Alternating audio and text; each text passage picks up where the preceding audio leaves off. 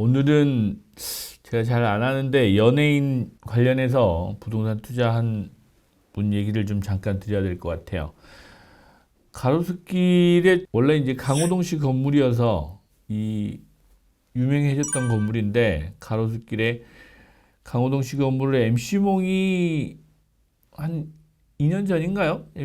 작년인가? 뭐 이걸 MC몽이 샀죠. 강호동 씨가 뭐 141억 정도에 사가지고 166억에 팔았다고 해서 뭐 25억 정도 이렇게 오른 것처럼 돼 있지만 실제로는 7년간 뭐 수익도 안 나고 별로 이렇게 재미를 못 본 그 건물 또 MC몽이 또 인수를 해서 신문에 대문짝만하게 나왔죠. MC몽이 또 그 산지 1년 만에 152억에 뭐 금액으로 보면 한 14억 정도 손해를 본 것 같은데 14억만 받겠습니까? 제가 보기에는 그거 이상으로 뭐 취등록세도 있고 뭐 중개수수료도 있고 기타 들고 계신 기간에 금융비용도 있었을 텐데 거기에 또 뭐 손도 좀 대셨을 거고 뭐 20억 이상 손해를 보면서 이걸 노홍철 씨 할 때 팔았어요. 노홍철 씨가 152억에 매입을 했습니다. 그러면 이 152억에 매각을 한 사람 마음하고 사는 사람 마음이 좀 달랐을 것 같다라는 생각이 들었고 대출이 한 150억 정도 되신 것 같아요.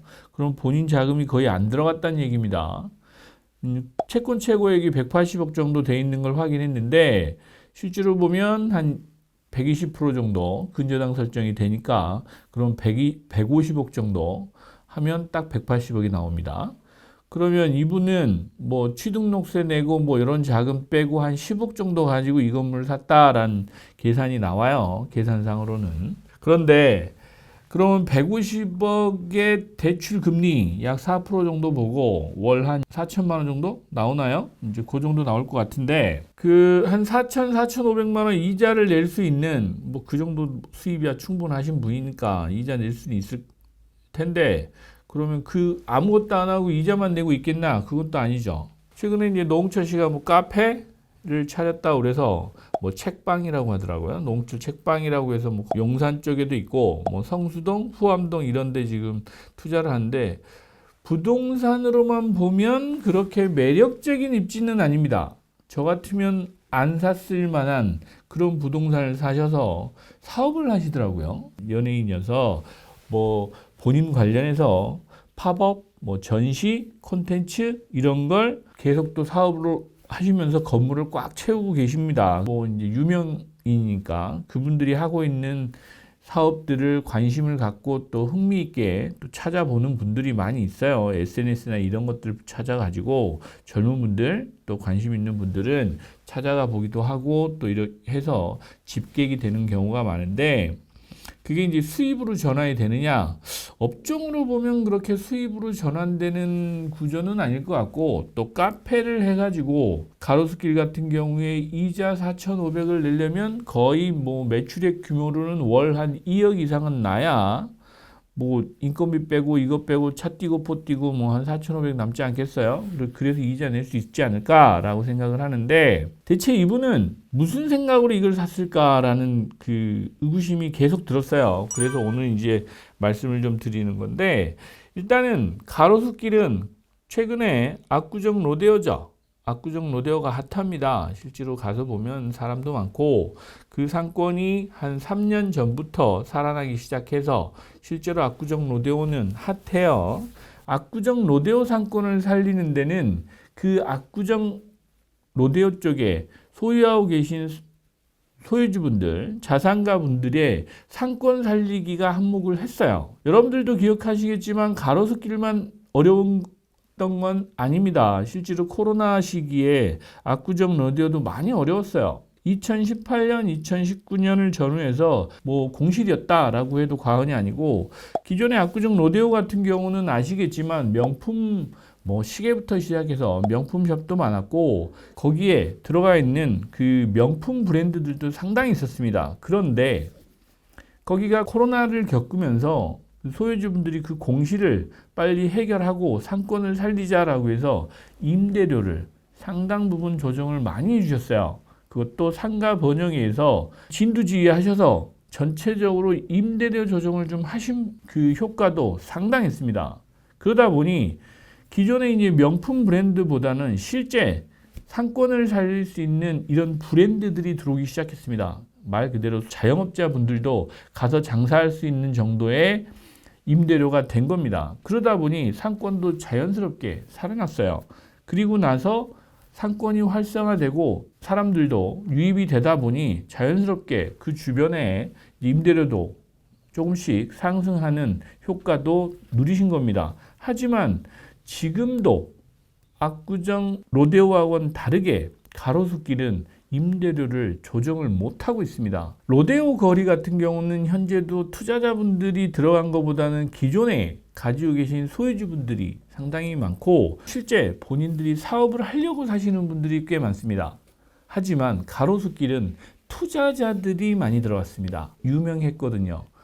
애플이 2016년도에 매장을 거기 오픈하면서 사람들이 애플 매장이 거기 들어온다네 하면서부터 가로수길이 뜨기 시작했습니다. 그런데 그 가로수길이 뜬 이유는 뭐였냐? 애플 매장도 있었지만 실제로 애플 효과를 좀 누리는 대기업들이죠. 대기업 브랜드들이 팝업 비슷한 마케팅 효과를 누리게 한 매장들도 많이 들어왔었어요. 지금 성수동이라고 생각하시면 됩니다.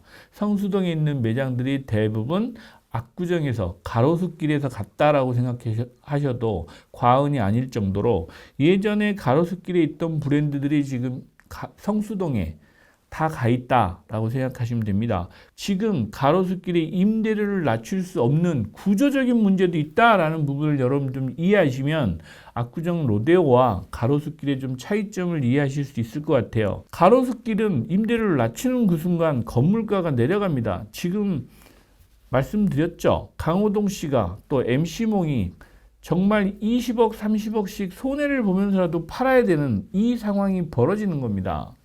그래서 매각을 못하는 거예요. 압구정 로데오는 아직도 대출 하나도 없는 건물들이 많이 있어요.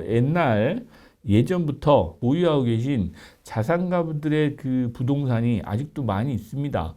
그래서 거기는 임대료를 깎아줘도 충분히 버티실 수가 있는 거고 지금 가로수길을 가서 보면 지금 노홍철 씨처럼 152억에 샀는데 150억씩 대출 받으신 투자자분들이 보유하고 계신 자산이 많다라는 게 차이점이에요. 그러다 보니 임대료 조정이 안 되면서 상권도 빨리 못 살아나고 있는 겁니다.